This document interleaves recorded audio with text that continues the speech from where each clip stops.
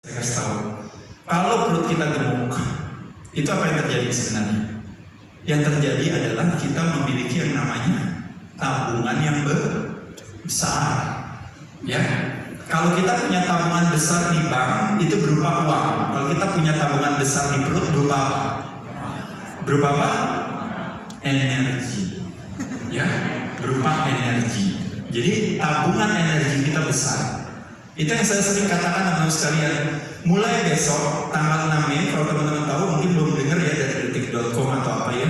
Mulai besok tanggal 6 Mei katanya di sekitar Bandung dan sekitarnya itu seluruh makanan di Bandung katanya akan lenyap dari muka bumi. Jadi mulai besok ini makanan tuh semua akan nggak ada, pokoknya hilang aja.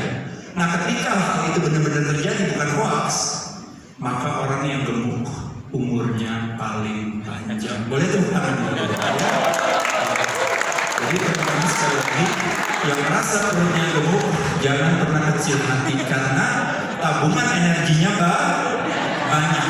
Ya, jadi kalau besok sampai terjadi aja kelaparan di Bandung, orang yang paling gemuk dia yang umurnya paling banyak. Di sini ada yang six pack perutnya? Ada banyak ya? Mati duluan ya. Nggak ada tabungan. Ya, jadi teman-teman yang merasa perutnya gemuk jangan pernah kecil hati karena perut gemuk adalah tabungan energi yang besar, cuma masalahnya nggak pernah dipakai. Nah oleh sebab itu gimana caranya pakai? Dengan cara berpuasa. Nah jadi teman-teman sekalian, ini cuma 5 seolah-olah yang kita rasakan hanya dalam minggu pertama. Tapi selebihnya apa yang kita rasakan gara-gara kita berpuasa? Kita lihat teman-teman sekalian. 1, terjadinya lemak yang turun karena apa? Gara-gara nggak makan, gula darahnya otomatis turun nggak? Karena nggak masukin apa-apa, nggak masukin karbo. Kalau karbo nggak masuk, berarti insulin hadir nggak? Nggak hadir, makanya insulinnya juga turun. Potensi sel tidak sensitif lagi terhadap insulin, resistensi insulin terjadi nggak teman-teman? Nggak terjadi juga, akhirnya turun juga. Berarti berat badannya otomatis kolesterol ini turun nggak? Gara-gara puasa turun berat badannya. Dan pada saat itu lemak di perutnya pun juga ikut turun, terutama kayak visceral fats. Ketika dia nggak dikasih makan, badannya bilang, wah kemarin kan terjadi PPKM pada saat musim infeksi. Akhirnya semua supermarket, restoran semua tutup. Akhirnya kita cari makan dari mana? Dari kulkas. Tabungan makanan kita yang ada di kulkas, yang ada di freezer, yang ada di mana itu dipakai semuanya. Nah makanya kenapa akhirnya terjadi penurunan fat loss. Kebermanfaatan dari puasa nomor 1 ada fat loss. 2, kita lihat di sini. Permasalahan daripada kesakitan hari ini disebabkan karena perilaku kita. 95% disebabkan karena perilaku kita. Makanya kenapa disebutnya namanya metabolic syndrome, penyakit yang berhubungan dengan jantung dan pembuluh darah. Itu yang berhubungan dengan metabolisme. Itu berkurang. Ketika kita puasa, apa yang terjadi? Nomor 9, inflamasi nggak terjadi karena tidak terjadi kebakaran, tidak terjadi kerusakan. Maka pada saat itu liver perlu juga mengirim kolesterol terlalu tinggi, kolesterolnya normal. Trigliserida sebagai molekul yang disimpan di dalam darah kita sebagai lemak, itu juga berkurang. Tekanan darah kita jadi lebih normal. Permasalahan jantung, stroke dan sebagainya otomatis kerja jantung jadi lebih ringan. Kebermanfaatan puasa ternyata mengatasi permasalahan metabolisme. Next, lanjut lagi apa kebaikan daripada puasa? Yaitu adalah teman-teman bisa lihat di sini. Diabetes tipe 2 berlanjut ke diabetes tipe 3 ketika apa? Ketika terjadi di end stage of diabetes, ketika akhirnya larinya permasalahannya ke yang namanya neurodegeneratif. Neural itu artinya sistem syaraf.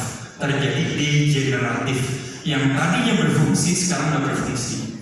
Nah makanya kenapa salah satunya makanya kenapa terjadilah mulai burung penglihatan, luka nggak sembuh-sembuh, akhirnya mesti amputasi. Salah satu daripada klaim BPJS yang jadi kos paling tinggi itu yang disebut namanya hemodialisa, dan kira yang namanya cuci darah disebabkan karena gagal ginjal. Gara-gara apa gagal ginjal? End stage of diabetes tipe 2.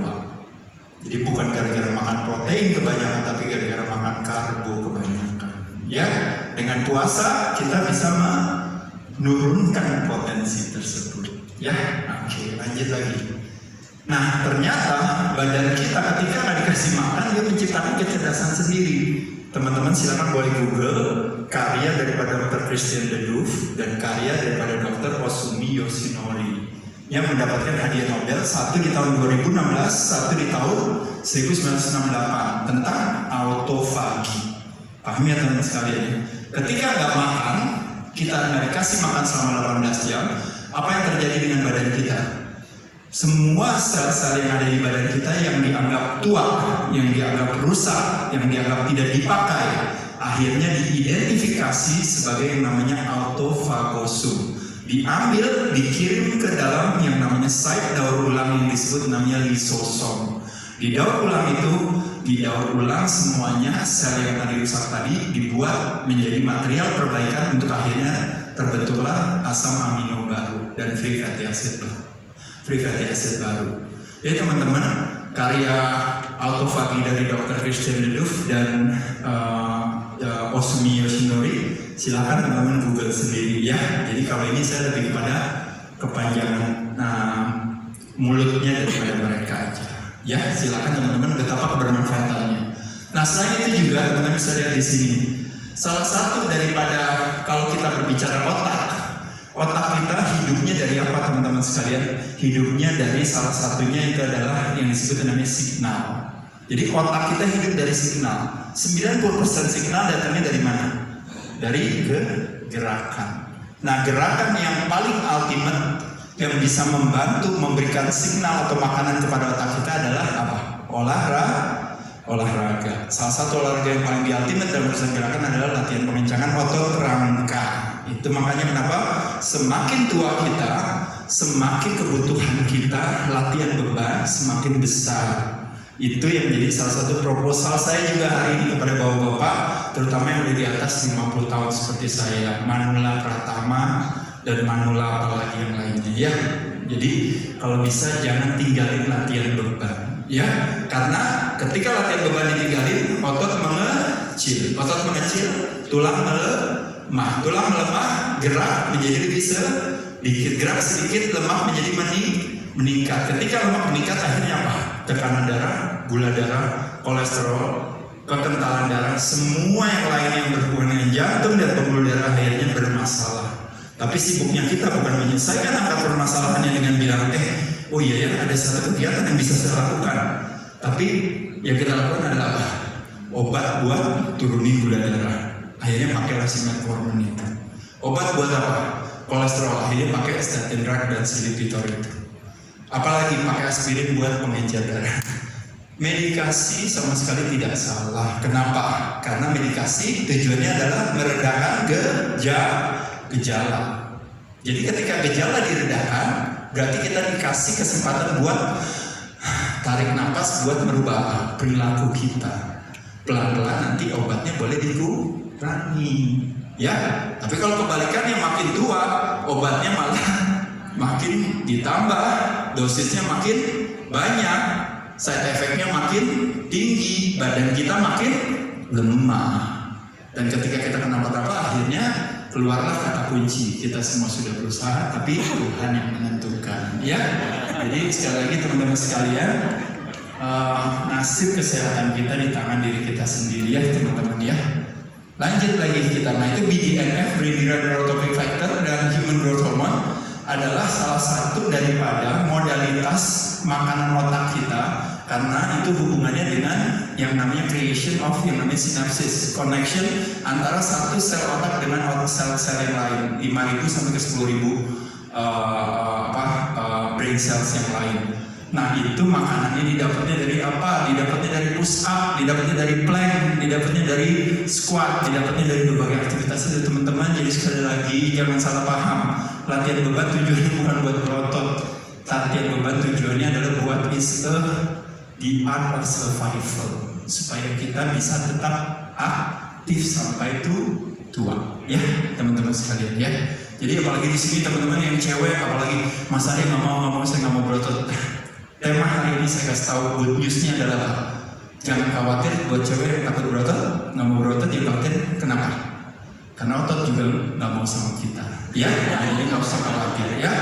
Jadi belum ada cewek yang saking sibuknya kerja, ya teman-teman, apalagi sibuk di gereja, wah sibuk banget sampai akhirnya ketiduran.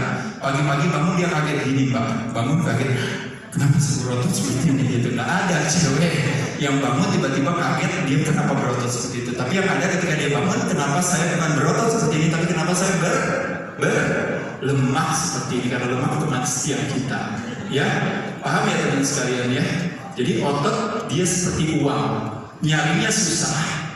Begitu udah dapet, giliran kita udah nggak diet ya bro ya, nggak diet dikit aja, latihan dikit itu hilang udah langsung. Jadi kayak uang persis, nyarinya susah. Begitu dapat PVJ, senang ada tas apa dipakai udah habis. Ya, sebulan pakai udah habis ya, beli sepatu, beli tas dan sebagainya. Nah otot tuh kayak gitu juga teman-teman sekalian. Ya, jadi makanya kenapa latihan otot itu adalah sesuatu yang mau harus dicicil tiap hari dengan menggunakan tubuh kita sendiri. Next teman-teman sekalian, ini juga sama. Ternyata dengan kita nggak makan, fokus kita jadi lebih clear, konsentrasi jadi lebih tinggi. Mau tahu nggak kalau konsentrasi kita lebih tinggi pada saat nggak makan dibandingkan pada saat makan? Caranya taunya dari mana? Caranya taunya dari pengalaman saya. Saya tinggal di Bandung udah 14 tahun teman-teman sekalian. Saya tinggal di Parongpong, di Cihideng, teman-teman tahu ya. Nah di depan rumah saya ada satu wahana pariwisata baru namanya Lembang Zoo. Ya, udah pernah ke Lembang Zoo? Belum? Iya. Masuk ke Lembang Zoo, di Lembang Zoo ada salah satu wahana, di sana ada wahana macan harimau ya di sana ya. Nah di wahana macan harimau itu, kalau seandainya itu pagarnya boleh dibuka, itu harimau itu kadang-kadang dengan senang hati ya bisa bergaul sama pengunjung gitu ya, kalau bisa dibuka gitu ya, digaul sama pengunjung. Nah pertanyaannya adalah kalau seandainya itu dibuka dan harimau itu boleh keluar, pertanyaan saya, kita lebih senang bergaul sama harimau yang hobi makan dan baru habis makan atau harimau yang puasa teman-teman? Kita lebih senang yang mana teman-teman? Yang mana? Yang habis makan. Kenapa yang habis makan? Karena yang habis makan nggak punya mental fokus dia. Jadi dia nggak fokus gitu, dia kenyang, gula darahnya naik turun, terjadi roller coaster energi. Jadi dia melihat kita nyantai. Tapi begitu itu macan yang lagi puasa melihat kita fokus banget, langsung terekam kita. Wow, ya, paham ya teman-teman sekalian? Nah jadi kita pada saat kita kerja, pada saat kita usaha, pada saat kita belajar, pada saat kita tidak dipengaruhi oleh yang namanya roller coaster energi karena karbohidrat, waktu kita puasa, kita mental fokus kita lebih tinggi. Ya, karena apa? Karena when we rely on ketone body atau fat, terjadi yang namanya it's a stable source of energy. Tapi ketika kita fokus kepada karbo, terjadi yang namanya fluktuasi gula darah. Paham ya teman-teman sekalian? Oke, lanjut lagi. Ini juga sama teman-teman sekalian, gara-gara puasa yang terjadi adalah apa? Yang terjadi adalah terjadinya keseimbangan daripada kesehatan gut bakteria, bukan kebalikannya, terjadi yang namanya dysbiosis. Dan terakhir teman-teman sekalian, apa kebaikan puasa? Mudah, karena hanya tinggal kapan makan, kapan tidak makan. Murah, karena nggak perlu bayar. Alami, karena di mana-mana sekali kita makan, sekali kita tidak makan. Dan terakhir ternyata puasa memberikan begitu banyak kebermanfaat yang tadi baru kita mention ya. Lanjut lagi, ini stage of fasting yang saya katakan tadi. Di 12 jam badan dalam lemak sebagai sumber tenaga. Di 16 jam fat burning makin increase lagi. Di 18 sampai 12 jam autophagy udah terjadi. Teman-teman bisa lihat di sini. Makanya kenapa 3-day water fasting itu salah satu strategi yang paling bagus kalau teman-teman punya permasalahan dengan tumor, dan permasalahan cancer dan sebagainya. Itu salah satu strategi ya. Bukan berarti klaim bisa menyembuhkan, tapi ini anekdotal namanya. Ya, anekdotal itu artinya banyak sekali orang yang melakukan pendekatan 3-day water fasting ternyata mendapatkan kebermanfaat daripada yang namanya autophagy tadi. Jadi sel tumornya, sel kansernya semuanya terjadi penurunan, ya. Dan salah satu makanannya kanser apa teman-teman? Sel kanser, makanannya gula, ya. Paham ya teman-teman? Oke, step 1 yaitu adalah 50-50. Terakhir makan jam 8 malam berarti kita boleh makan paling cepat jam 8 pagi. Terakhir makan jam 9 malam berarti paling cepat boleh makan jam 9 pagi. Ini 12 jam tadi di Bro tadi kita cerita. Yang kedua yaitu adalah ini, skip makan pagi atau skip makan malam. Bisa teman-teman? Pilih mana? Pilih skip makan pagi atau pilih skip makan malam? Siapa yang pilih skip makan malam angkat tangan? Oke, siapa yang pilih skip makan pagi angkat tangan? Oke. Kalau ada pilkada yang menang makan pagi ya, skipnya ya. Nah, tapi teman-teman kenapa lebih banyak milih skip makan pagi? Jawabannya apa? Karena teman-teman pada sesungguhnya adalah memang kita ini orang yang normal aja. Ada satu yang namanya hubungan antara manusia dan alam berdasarkan siklus hormonal yang disebut namanya ritme sirkadian atau circadian rhythm. Circadian rhythm menjelaskan kepada kita bahwa manusia kebanyakan nafsu makannya paling sedikit, paling rendah pada saat jam 7, jam 8 pagi. Nafsu makannya paling banyak yaitu pada saat jam 7, jam 8 malam. Makanya ya teman-teman ya, saya lihat di sini ya. Nih Mas Adere kapan nih macetnya nih, cepetan selesai, saya udah lapar ya gitu ya. Karena ini adalah momen di mana teman-teman lapar di sini sekarang ya. Nah jadi teman-teman skip makan pagi atau skip makan malam, maka pada saat itu apa yang terjadi? Hampir lebih dari 70%-nya waktu jendela kita menjadi jendela tidak makan. Akhirnya kita menang pilkada, kita langsung menang. 30%-nya kita makan. Bisa makan apa aja pada saat 30% silakan aja. Tapi poinnya saya cuma bilang bahwa lebih baik makan hancur selama 8 jam daripada makan hancur selama 18 jam. Betul ya? Jadi itu aja. Tapi bayangin kalau nanti kita masuk ke step keduanya. Ketika kita masuk ke dalam jendela makan, ternyata kita bisa memilih sumber makanannya lagi ya. Next, lanjut lagi. Ini adalah step yang terakhir teman-teman sekalian. Ini adalah step yang kalau di bulan Ramadan kaum muslimin dan muslimah dia ternyata bukan lupa sih, tepatnya dia tidak makan pada saat sahur. Jadi dia hanya makan pada saat apa? Pada saat buka aja jam 6 sore sampai jam 10 malam, habis itu dia tidur. Pas sahur dia cuma minum air putih aja, dia sholat, habis itu udah dia jalanin lagi. Berarti dia puasa berapa lama? 20 jam. Teman-teman bisa gak lakuin ini? Bisa lakuin. Dengan cara apa? Makannya dinner to dinner. Paham ya teman-teman sekalian? Jadi jendela makan kita cuma jam 6 sore sampai jam 10 malam atau jam 11 pada saat kita tidur. Besoknya makannya lagi di situ. Tapi di antara kita nggak makan, boleh gak kita minum teman-teman sekalian? Boleh gak? Boleh. Minum air putih boleh? Boleh. Minum teh boleh? Boleh. Minum kopi boleh? Boleh. Minum jamu boleh? Boleh. Yang nggak boleh apa? Memasukkan gula ke dalam teh, kopi, jamunya. Kenapa memasukkan gula akhirnya nggak boleh? Karena begitu gula masuk berarti menjadi batal. Karena apa? Karena gula kasih kita tenaga. Tapi selama kita nggak masukin gula, meskipun kita masukin kopi atau teh dan sebagainya, maka apa yang terjadi? Badan tetap akan pakai apa? Lemak sebagai sumber tenaga. Nah, lemaknya dari mana? Lemaknya dari cadangan yang kita punya. Makanya kenapa orang yang kadar lemaknya dari bawah 10%, atau mungkin kebetulan di sini ada ibu-ibu yang hamil, atau yang mungkin sedang menyusui, atau mungkin ada yang sedang dalam medikasi, atau anak-anak muda yang keren, yang badannya kayak saya zaman dulu tinggi 183, berat saya 55 kg dengan kadar lemak di bawah 10%. Kebutuhan puasa semakin berkurang gitu ya. Jadi puasa adalah sebuah strategi metode. Substansinya adalah sehat. Jadi kita paham aja itu. Tapi kalau teman-teman kadar lemaknya tinggi, berarti teman-teman kaya akan tabungan energi. Kayanya seberapa banyak kalau teman-teman tahu? Saya kasih tahu yang gampang. Kalau di pembuluh darah kita, toleransi terhadap kalori di sana cuma 20%. Cuma 20% di sini. Toleransinya cuma 20%. Begitu lewat daripada 20%, 20 kilokalori maksudnya. Ini di pembuluh darah kita. Makanya kenapa begitu dia lewat dari sini, makanya pembuluh darah pankreas kita merilis yang namanya hormon insulin untuk ngambil kelebihan itu, karena dia harus bikin supaya kira-kira di sekitar berapa teman-teman sekalian? 90 sampai 100 mg per desiliter darah harus diturunin.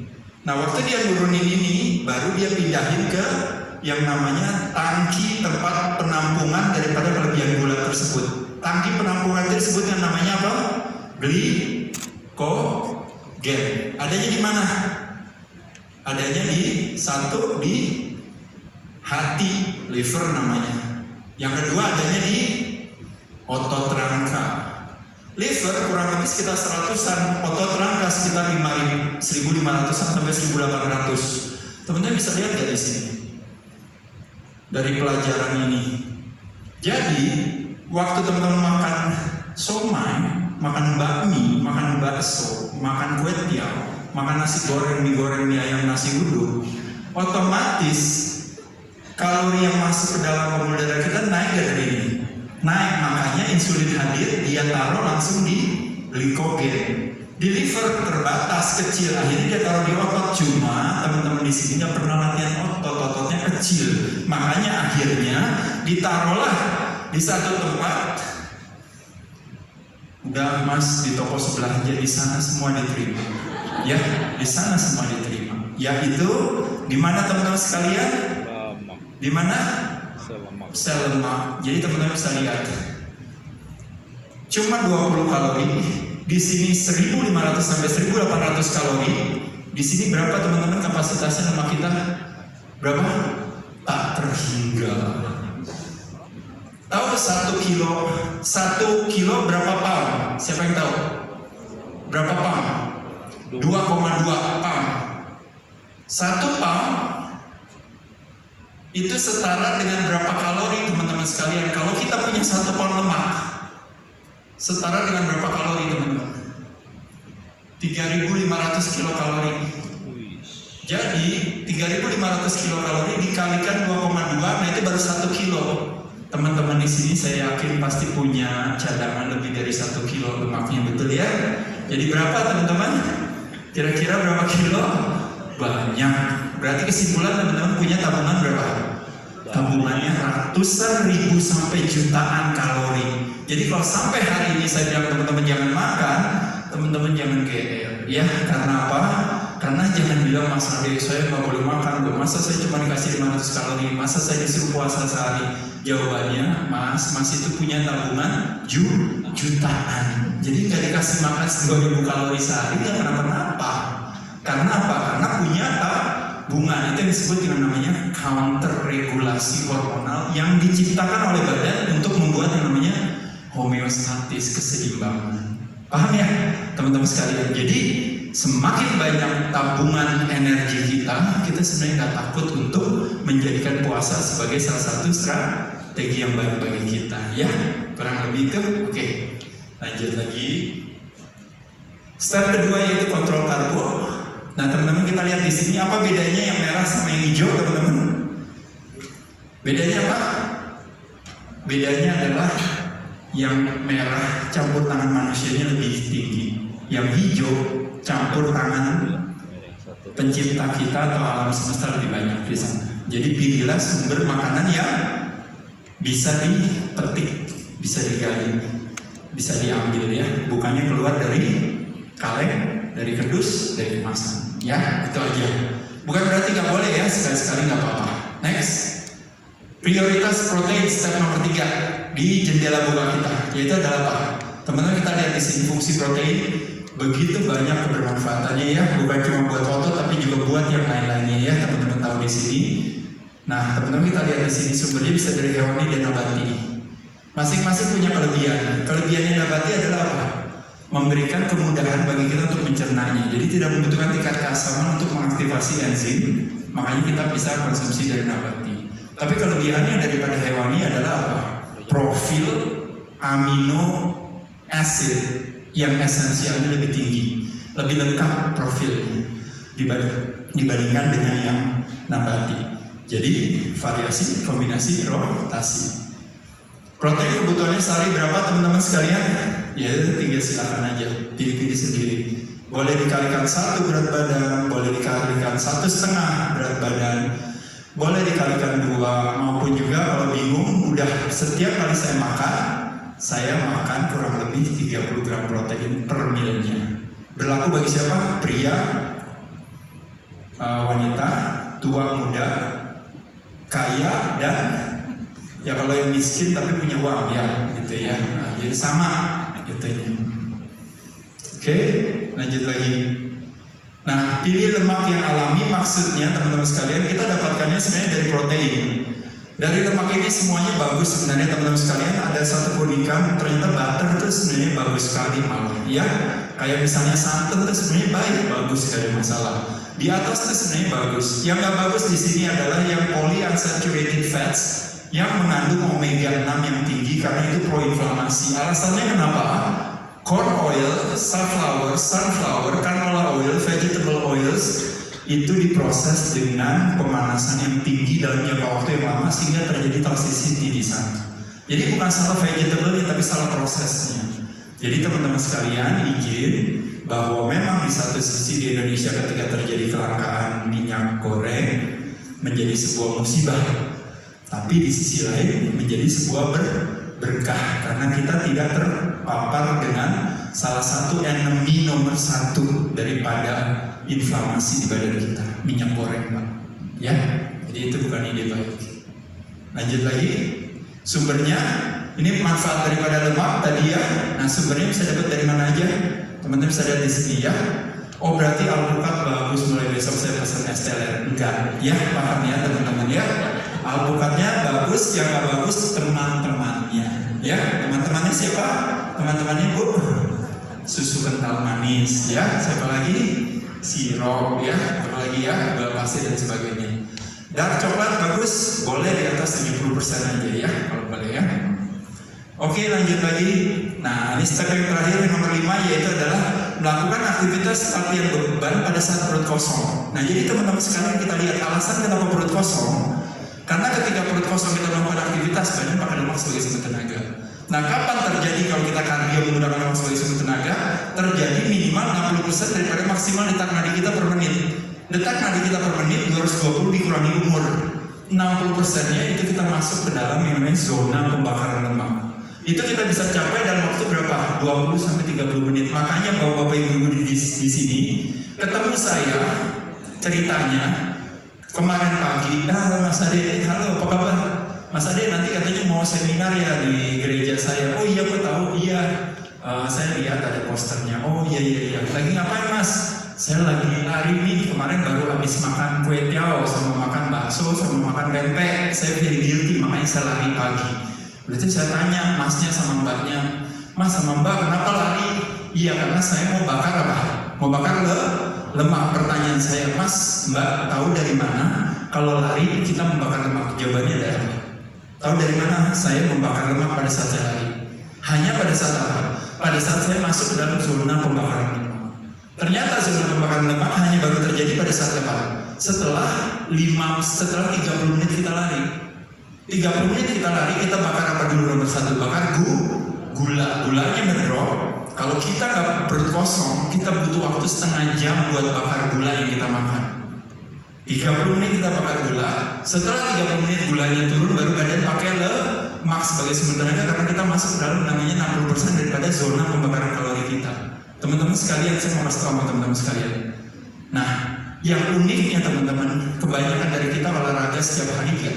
Kadang-kadang suka sering olahraga tiap hari Mas Ade. Cuma masalahnya adalah apa? Masalahnya adalah ketika badan udah siap membakar lemak 30 menit itu, dia sudah ada di tukang bubur ayam. Nah, jadi makanya kenapa akhirnya tidak terjadilah si pembakaran lemak itu. Tapi jantungnya sehat, nggak apa-apa, lumayan ya. Cuma berat badannya nggak turun ya. Jadi oleh sebab itu bagaimana? Oh berarti mesti tambah lagi dong Mas Ade waktunya. Sedangkan saya ini orang sibuk. Saya cuma punya waktu 30 menit. Strateginya apa teman-teman sekalian? Apa strateginya? Strateginya adalah 10 menitnya latihan beban dulu. Kelar latihan beban langsung pakai kardio. Setelah latihan beban dan aktivitas yang membakar gula paling efektif dalam waktu yang paling singkat. Contoh yang paling gampang sederhana. Contoh aja gampang. Mas boleh berdiri? Boleh berdiri? Iya. Iya, boleh. Ya. Boleh duduk lagi Mas? Ya, boleh. Okay. Boleh berdiri lagi Mas? Boleh duduk lagi? Iya. Berdiri lagi Mas? Boleh duduk lagi? Iya. Boleh berdiri lagi Mas? Boleh duduk lagi? Boleh sekali lagi berdiri lagi? Boleh duduk lagi? Ini yang disebut namanya squat. Aktivitas latihan pemencangan otot rangka. Otot yang paling banyak kalau Indonesia adalah badan kita. Pulau Jawanya mana? Populasi paling tinggi kan Pulau Jawa. Pulau Jawa ada di mana? Kaki kita. lengkapi kita paling banyak. Back sama delts kita itu adanya di Pulau Sumateranya. Paham ya teman-teman sekalian? Jadi kalau kita rajin latihan duduk, bangun, duduk, bangun, kita membakar gula. Teman-teman coba, yang cewek tangan ini yang cewek.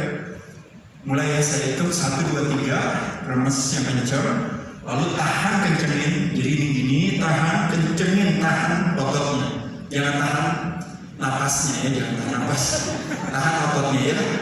1, siap ya, remes ya.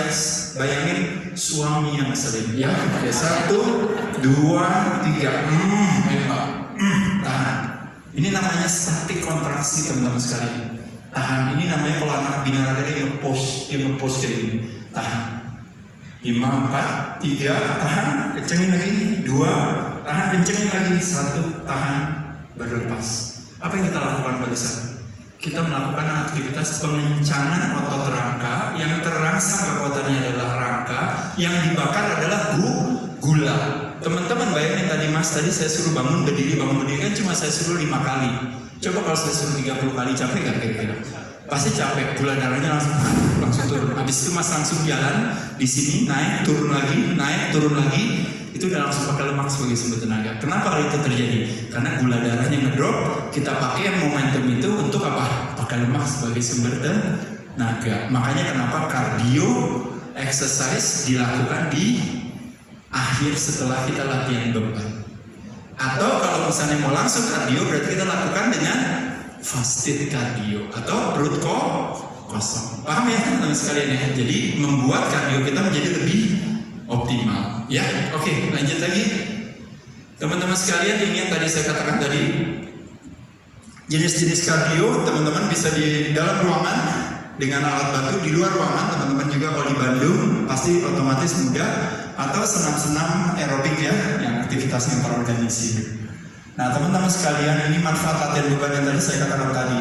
Ternyata permasalahan daripada orang yang usia di atas 30 tahun yang disebut namanya osteo, permasalahan tulang, disebabkan karena permasalahan otot, sarkopenia, akhirnya terjadi permasalahan obesity. Itu akhirnya jadi bisa diminimalkan. Otot kita is the largest site of glucose disposal. Itu tadi saya bilang bisa sampai 1000 kilokalori buat menampung gula. Sayang kalau seandainya dilatih teman-teman sekalian ya. Nah bisa dengan cara apa? Bisa dengan cara menggunakan alat bantu, bisa dengan menggunakan badan sendiri ya. Jadi teman-teman sekali lagi, terutama bagi orang yang tua, justru itu yang sering saya cerita sama teman-teman sekalian. Apa yang membuat orang tua itu akhirnya terjadi semacam yang namanya degeneratif, cepat penuaannya, singkat, cepat. Disebabkan karena apa? Karena salah satu permasalahan yang kita hadapi bukan masalah hanya how to fat loss atau how to lose fat, tapi permasalahannya adalah under muscle. Saya mau kasih tahu teman-teman sekalian apa yang membedakan saya dengan teman-teman saya lain yang usianya 53 tahun yang lainnya. Sama-sama Manula Pratama. Apa yang membedakan secara visual bentuknya antara saya dan teman-teman saya yang umurnya 53 tahun? Yang membedakan cuma satu.